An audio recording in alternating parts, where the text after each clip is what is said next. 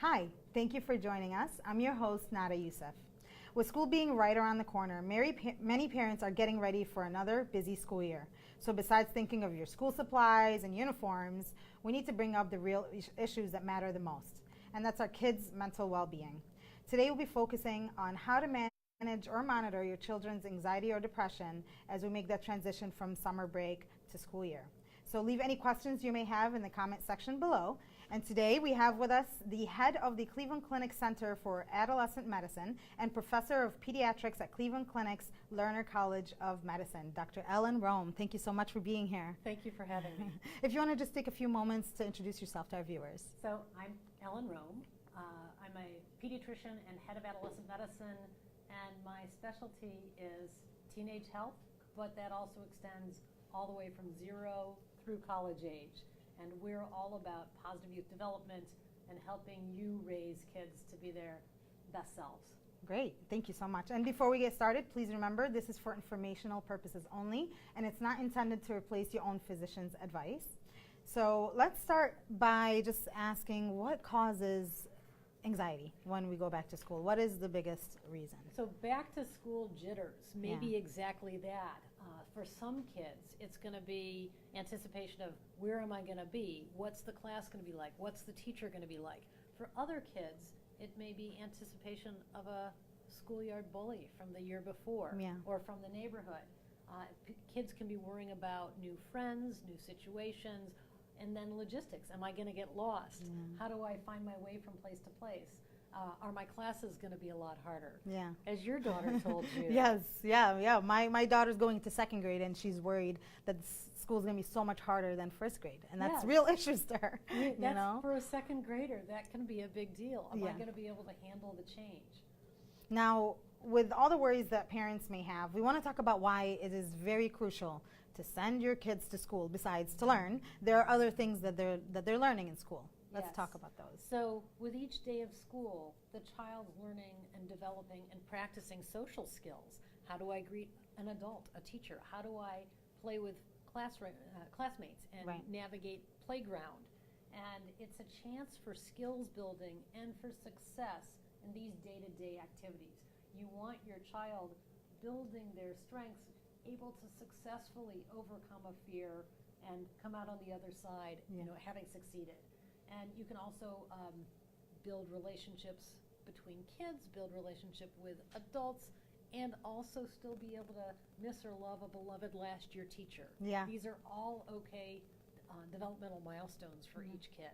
Yeah, another thing I look forward to is screen time goes way less because, in summertime, that's all they do is watch a lot of TV, a lot of games, and this is a way to interact and learn about your social skills that they don't get a whole lot nowadays at least. For all of you parents, by the way, on that note of screen time, the American Academy of Pediatrics would love everyone getting no more than 2 hours of screen time a day.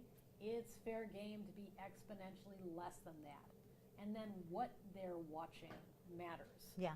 So if your child is watching scary stuff right before school, they may not be sleeping well. Right. And if they're watching ABC, doing interactive ABC stuff before preschool or kindergarten, they may come in feeling confident that they know their numbers or letters or other activities. So what they watch and how much they watch really matter.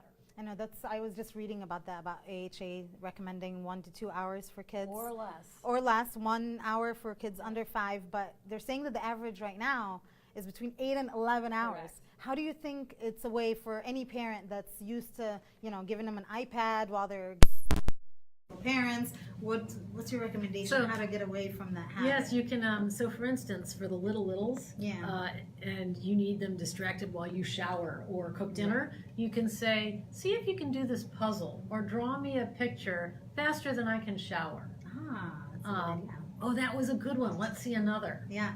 And you're trying to get each child into what we call growth mindset, which is basically that ability to adapt, develop, work their hardest, as opposed to, oh, I got that one perfectly, I don't want to do anything more because I might mess it up. Yeah.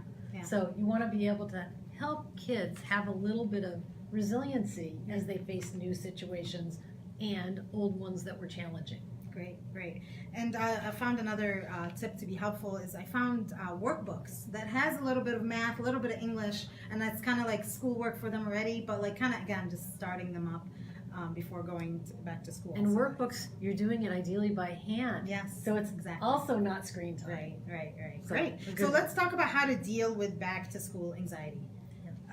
Starting with the health basics, just Yes. sleep, food. So sleep is a big one. yeah, And especially for those of you who have teenagers, they may be on summer schedule where they're going to bed at 2 a.m. and then up at the crack of noon. And so now, and ideally a couple of weeks ago, you'd want to start shifting their sleep wake cycle so that if they're going to bed at 2, all of a sudden they're going to bed at midnight and getting up at 10, and then going to bed at 11 and getting up at 9, Yeah. and doing that about with every a couple days to every week so that they can change their circadian rhythms so that the Monday that school starts, they don't think they've just flown from LA to Cleveland Yeah. as far as their It's sleep like wake jet lag, cycle. yeah. Correct. So Yeah. you're basically helping immunize them against jet lag. Yeah. So sleep is important. The average kid needs somewhere between 9.5 hours for most kids. Some kids can be functional with less, but most of us, except for those rare lucky few who have more hours in the day, who can survive on less than 9 hours. yes, Yeah. or even 7 hours in this growing phase. For those that have shorter kids who are fighting sleep, Yeah. who want to grow, you can say, you know what, you're growing most when you're asleep. That's part of why we're gonna help you develop these good habits. Yeah. So sleep hygiene is incredibly important. On the summer, sometimes people can be more relaxed about also eating out and about. That can mean caffeine in the form of Starbucks or pop, soda if you're from the East or West Coast, or God forbid, energy drinks that have very high doses Iced of caffeine. tea and- Well, I'm more worried about teens and Red Bull and ones Oh, that are yes. very, very concentrated caffeine dosing. Those kids don't realize that caffeine's a 24-hour drug, so it may be interrupting sleep as well. Right. Besides sleep habits, really good eating habits matter. So having a kid be prepared to do a breakfast, a lunch, a dinner, with or without a couple of snacks, so that they get in the habit of eating before they head to school is an important one for energy as well.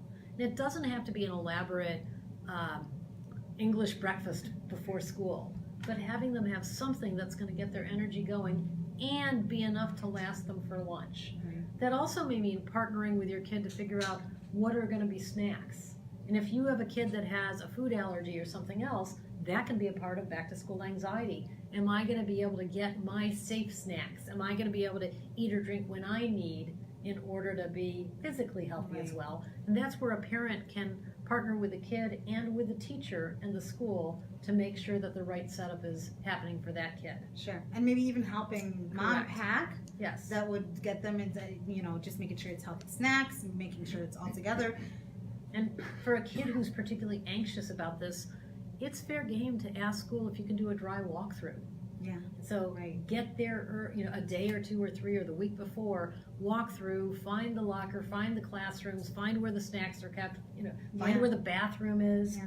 figure out how a kid who's really anxious is going to navigate that day and demystify it. Yeah. And then partner with the teachers to help make that an optimal success year for that kid. Absolutely, absolutely. Let's talk a little bit about the psychology part behind it, encouraging your kids to speak up about their fears and their worries, because a lot of times they don't really tell you much until it's literally time to go, and then the world's falling apart. Yeah. So opening those lines of communication with a child are very, very important, as well as with the caring adults who are going to be in that kid's life within the school building. Right. So that may mean helping the kid find a safe place to talk. So for instance, parents, we often have our personal enslavement devices.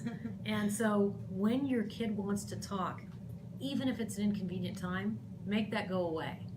And when it's family dinner, parent unplug and role model, especially if we want our kids to unplug. So helping them figure out that a conversation's a conversation can be really useful. Another great time for that is when you're in the car or, in transit someplace, because you can literally use your vehicle to be a vehicle of communication. Yes. And especially with tweens and teens, but also with school age, it can be really safe to be talking when mom's driving and not staring at you too much, Right. to be able to kind of have that casual conversation. Sure. If you're not the one who's going to be there for pickup after school, it's worthwhile training whoever is going to be that caring adult to be able to have a debriefing conversation. Tell me about the day. Yeah. What was the best part? What was the worst part? And then also be able to share that information with you, the parent, so that you know what's going well, what isn't. Dinner times, family dinner, can't say enough good things about that as another positive time for communication. And if your family's only getting time for one a week, see if you can triple it. Mm-hmm. If your family is getting 5, 6, 7 nights a week family dinner, you share that with your friends. Absolutely. And at dinner, it's fair game to say to talk about what happened to you and how you role modeled handling a stressful moment. Mm-hmm. So you can have kind of standard questions. What was the funniest part of your day? Right. One day. What was the most embarrassing part of your day? And have you be prepared to role model, how do I answer these questions for myself with my kids? Right. And I think just like what you were saying earlier about the phone, as adults, our kids are always reflecting what they see. Yes. So if I'm always on my phone, they're probably going to be like, oh, let me go watch some TV. So I think it is very, very important to talk to the kids. That's great. Thank you. Now I want to talk about how to prepare the children. Hopefully some people have some weeks ahead before school. I know I do. I know some people probably starting school already. But how to get onto that school day routine? What kind of things can we as parents do? So for those who already have phones, really good cell phone practices. In a perfect world, being able to have the cell phone plugged into the kitchen, not in the bedroom. For those that need it as an alarm, having each kid know that they want to have it face down and on silent, do not disturb, where the alarm can ring, but the screen is not waking them all night. Okay. For those that need a different kind of alarm, having a dry run on that and figuring out, is this something that wakes your kid? And that can also help them prep for starting to move their sleep schedule so that it's compatible with school. Sure. If for school they have to get up at 6 o'clock to get there and they've been sleeping till 9 or 10 all summer, don't wait till that day before or the Right. morning of to have that be the first early morning. Yeah. So practice the routine. Practice how to put clothes out the night before. Yeah. How to have all of your homework stuff or paperwork or whatever it is, Sure. eraser, Sure. whatever you need, Absolutely. all ready the night before. And then also teach and role model and practice. What do you do when you're nervous? Mhm. What do you do when you get the jitters or the butterflies? How do you put on your brave face and manage it? So I'll ask you, what do you tell your child how to not be nervous? What kind of things do you tell your children? A little bit of nerves or nervousness can actually be motivating. So that's how in the olden days, in the caveman days, we could outrun the saber-toothed tiger. We could even figure out there was a saber-toothed tiger that we needed to outrun or outsmart. Yeah. For now, we can help teach them a little bit of nerves. That's pretty okay. When that little bit of nerves gets to be so big that it's hard to handle, that's where you call a lifeline. You talk to a parent, you talk to the teacher, you can have a conversation with a friend and figure out, how do I break this down so that it becomes an okay thing? Right. Great. And then being present, talking just in the now, making sure that, everything is out in the open. And then again, with lunches, just to get them prepared. My kids get very excited when I go get them snacks from the store and we start planning, like, what kind of things do you want to eat? What kind of snacks do you want? Things like that. So maybe that So would also including help. them in the process is a great idea. Yeah, great. And then you said coping skill for nervousness, and then also for the little ones. My youngest is 4, going into pre-K, big deal. And I was thinking about sending something with her that reminds her of home, that makes her less anxious. For the littles, it's always fair game to have a transition object that can go with.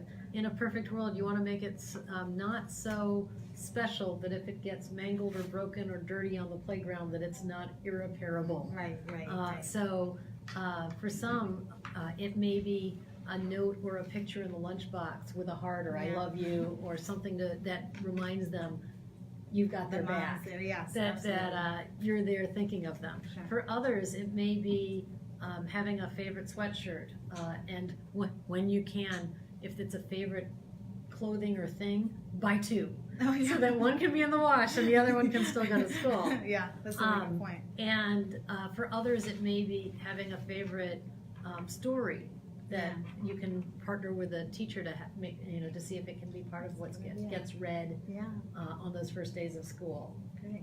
Well, let's get a little bit more serious about this and talk about kids with anxiety and depression. Is the approach different when it comes to them, or does Yes, this apply? when you have a child who does have significant anxiety or depression, you want to partner with your pediatrician, you want to partner with the parents, and partner with the school and the teachers to prep the teachers and care team at the school to know here's a kid who's at risk. And for those who get serious panic attacks, it may be worthwhile teaching them, for instance, to breathe a square, which means you can imagine a square with 4 sides, and you breathe in 2 sides and breathe out 2 sides.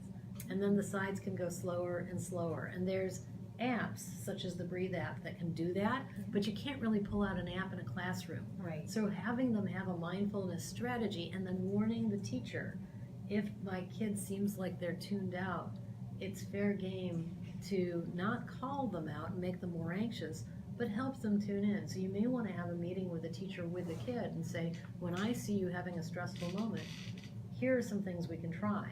For some kids, it may be a gentle touch on the shoulder as the teacher goes by.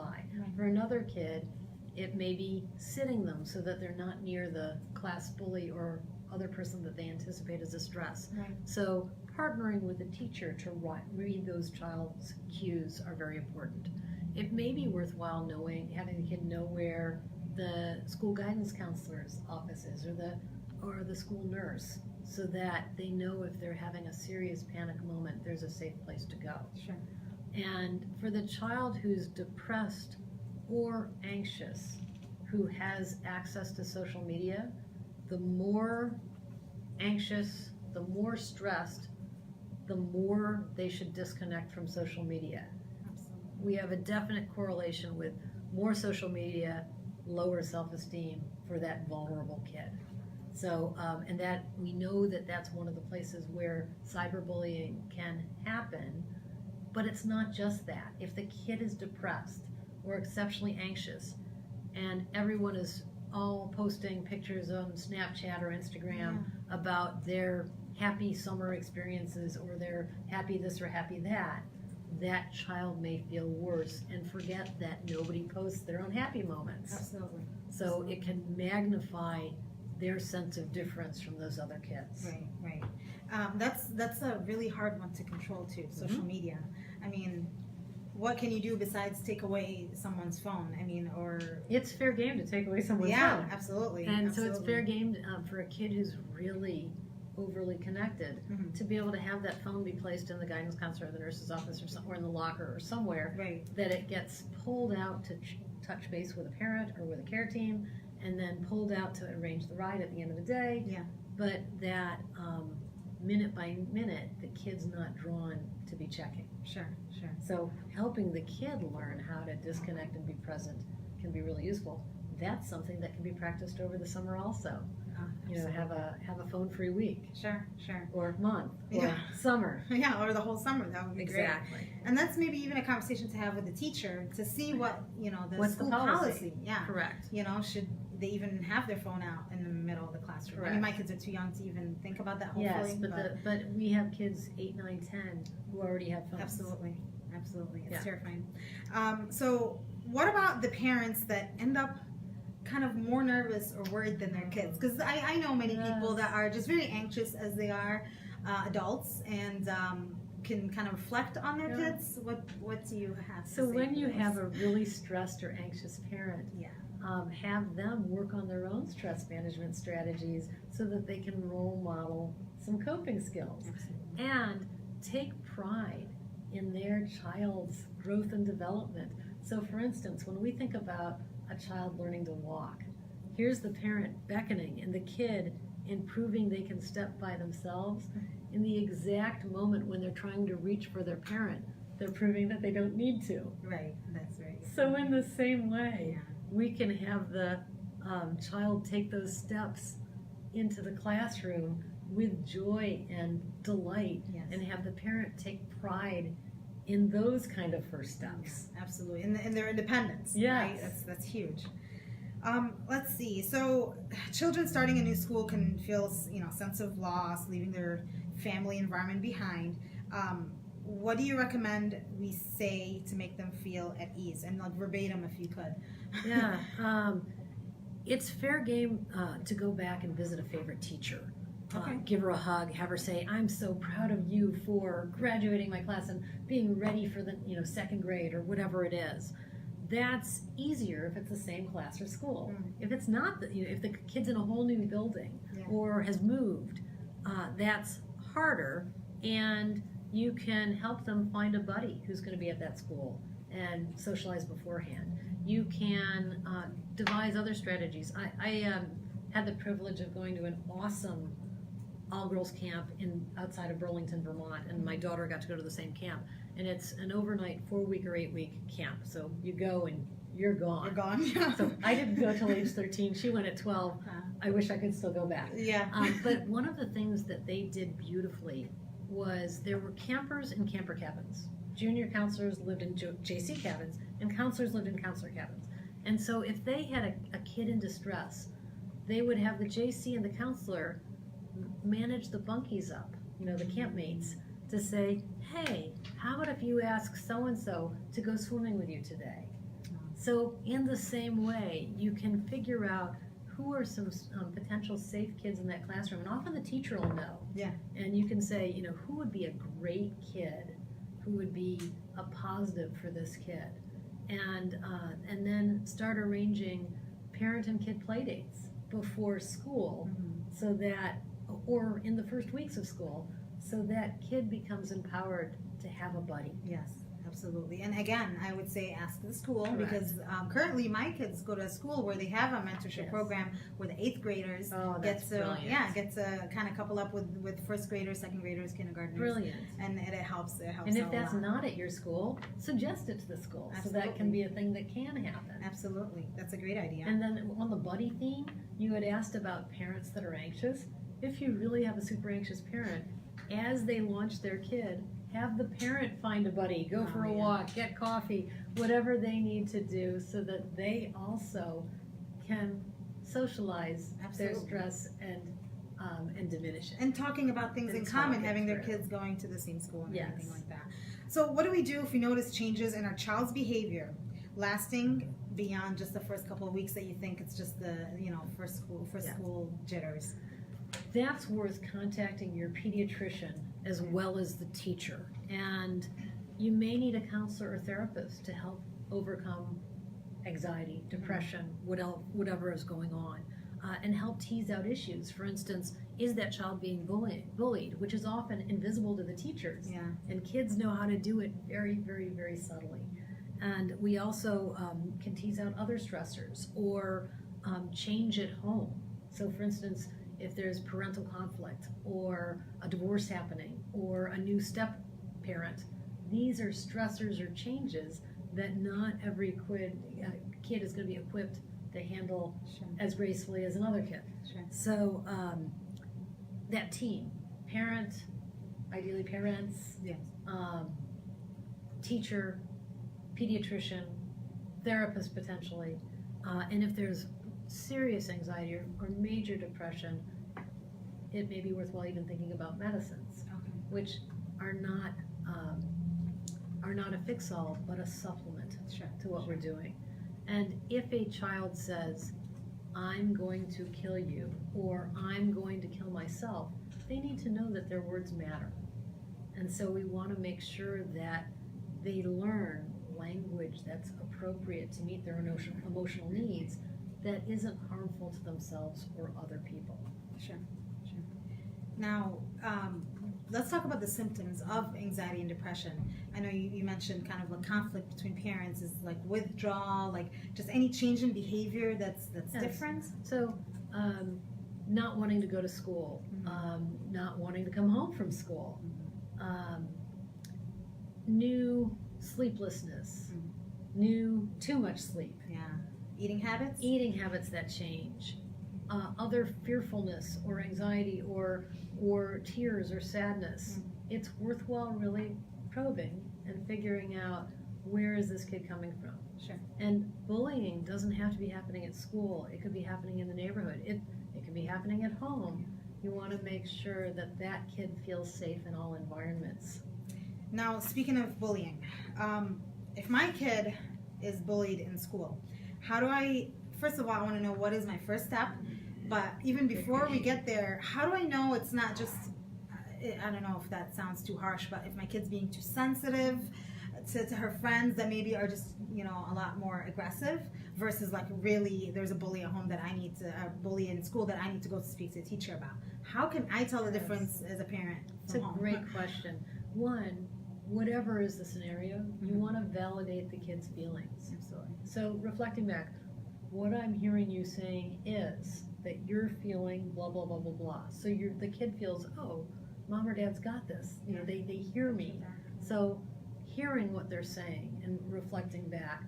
Two, just as in the workplace, you can kind of look into, tell me more, elicit more story, so that you can have a sense of the facts. It's also worthwhile paying attention to their language and challenging automatic beliefs. This always happens. This never happens. If they're speaking in absolutes, challenge that to figure out, can you think of a situation where it didn't happen?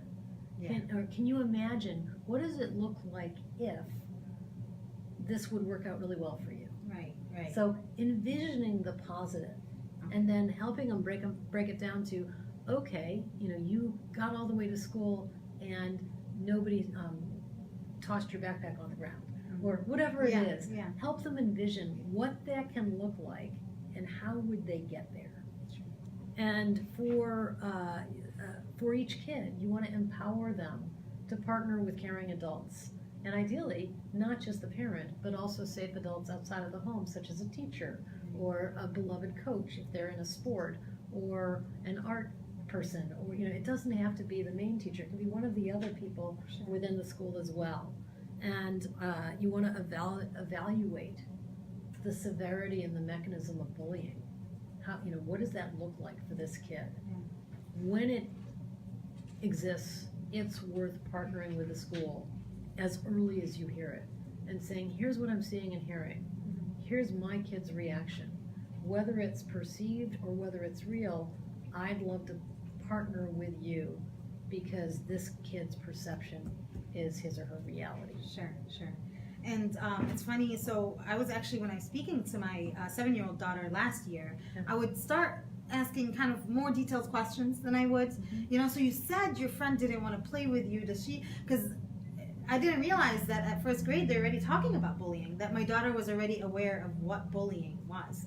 I didn't think she would be, but maybe asking more detailed questions than I should have. I should have started a long time ago. Well, I'm getting a lot of live questions, so I'm going to start. That's okay with you? Yes.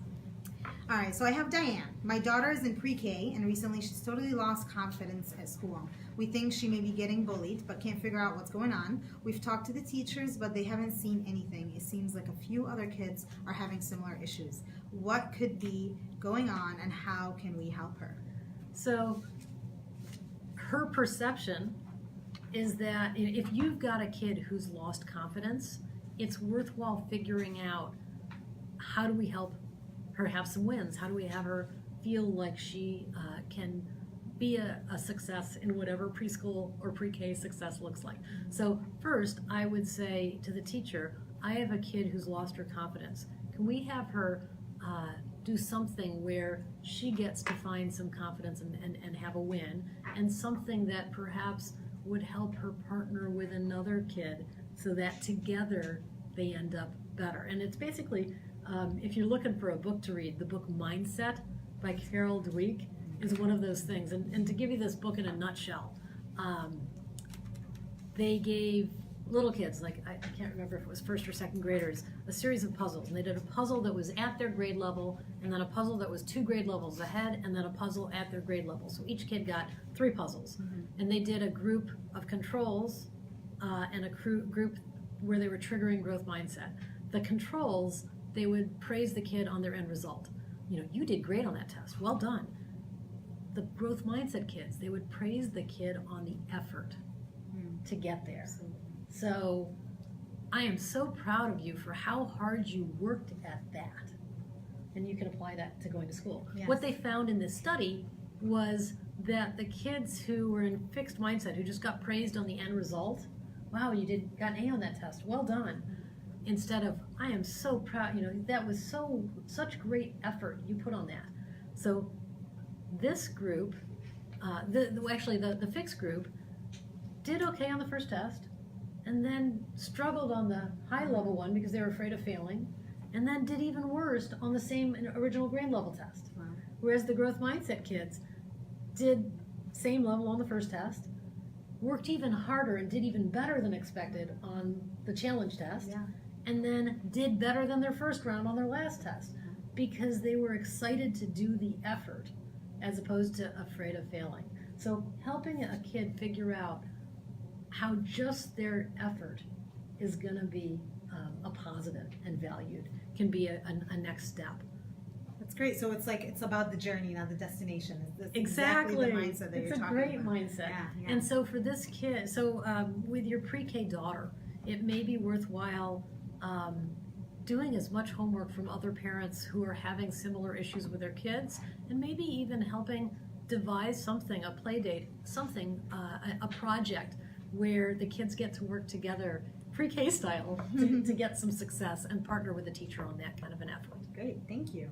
And then going on to Kevin, I work with kids in juvenile court who often move and change schools. Can you discuss what those sorts of changes can do? I'm not referring to problems with staying current with academic assignments, but interested in terms of undermining the ability to form friendships and trusting relationships with teachers and administrators. Kevin, these kids, this kind of situation breaks my heart because it's not about positive youth development, and so there's so many things we can be doing better towards empowering kids.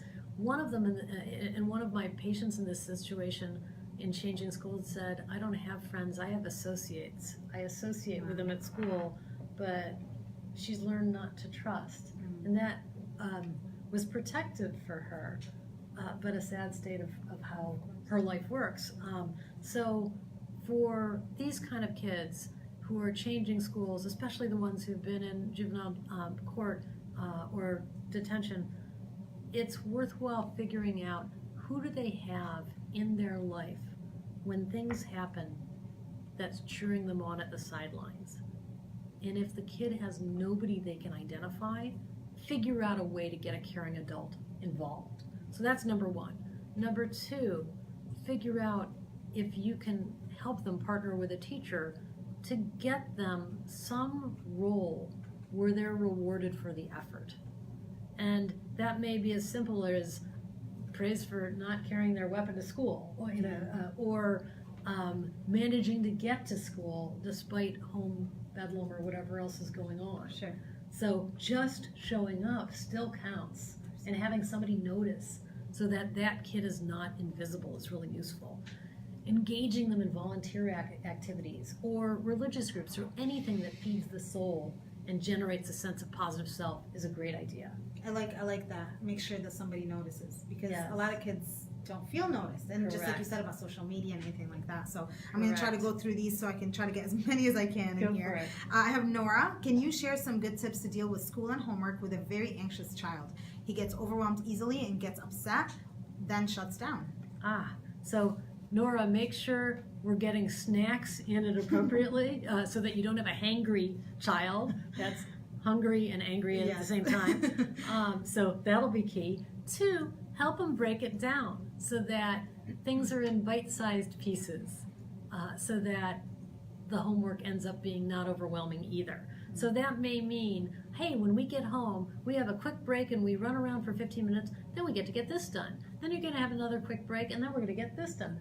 And knowing your kid's energy can also help. So if you know your kid does better if he gets it all done in an hour and then really plays, that's fair game. If you've got a kid who's a procrastinator, saying, hey, before we do this fun thing, we're going to just get this little bit done first. Yeah. So Yeah. learning your child's rhythms and rewarding the effort and the progress, and not just the end reward, Yeah. end result, Sure. will be a way to kind of keep them moving forward.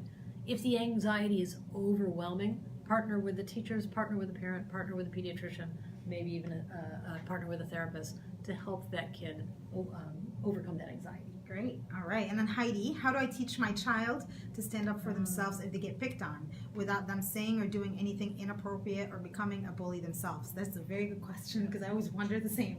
Do I Well- stand up for myself? Do I just run to the teacher? What do you tell your child? So, do as I say, not as I do doesn't tend to work. So, role model at home yeah. how to find a positive, and then with a kid, if they're being bullied, it's fair game to help them disconnect from the situation, get out of it as best they can, and learn how to have it be water off their back, or things that don't get under their skin whenever they can as well. Sure. So sticks and stones may break my bones, but words will never hurt me is really hard to live for a lot of those kids. So when they come home at dinner time and say, so-and-so was picking on me, here's what they said, it's fair game to flip it and say, what do you think is going on with that kid that they feel so bad about themselves that they're trying to bring you down to their level? Right.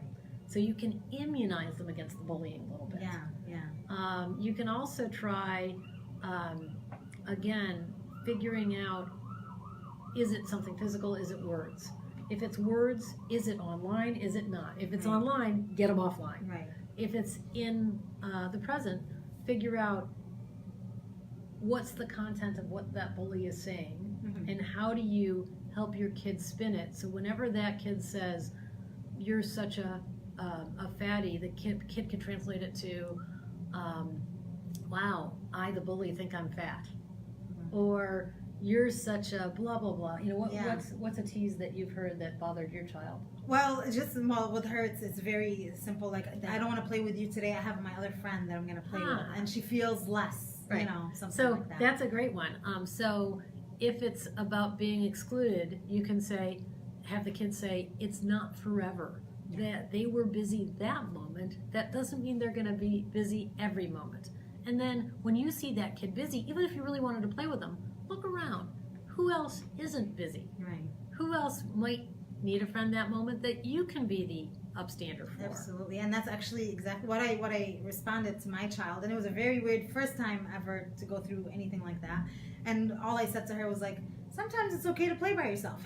I play by myself all the time. It's absolutely fine. And explaining to her that if she feels negative in a situation or someone's not making her feel good, just remove yourself from the situation in the safest way possible. And what we know is that having a buddy Mhm. at school is very, very protective. Yeah. But being too popular actually can be a stressor. So having the kid figure out, how do I enjoy my one friend, but if they're busy, how do I look elsewhere or play by myself? Exactly. And making that okay Right, is exactly. important. Great. Well, I have time for one more question from Mike.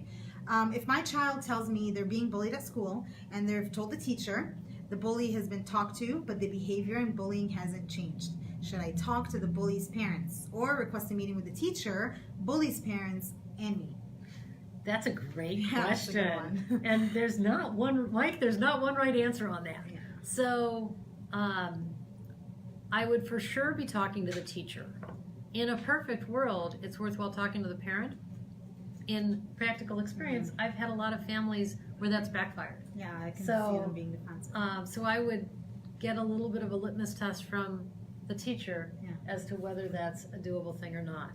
And requesting a meeting with the teacher, the bully's parents, and me, that can be a really interesting solution, but again, it doesn't always work so well. So in the case of a kid threatening somebody physically, yes, by all means, that's worthwhile making sure that everyone is on board and hears this. Sure. If it's about my kids feeling bullied enough that they're at risk for self-harm, then it may be worthwhile helping empower and immunize that kid, partnering with a therapist, maybe even bringing a psychiatrist, definitely talking to the pediatrician, definitely talking to the school, so a kid in crisis doesn't end up a lethal moment Sure thing. as well. So take your kids' words seriously. If they say, I wish I were dead, or I'm going to kill myself, that's an immediate intervention. And I will use as this well. time to also talk about the National Suicide Prevention Lifeline, just in case that Yes, does come up. please. And that's a 1-800-273-TALK. That's 1-800-273-8255. Because you can't take that as a joke. Exactly.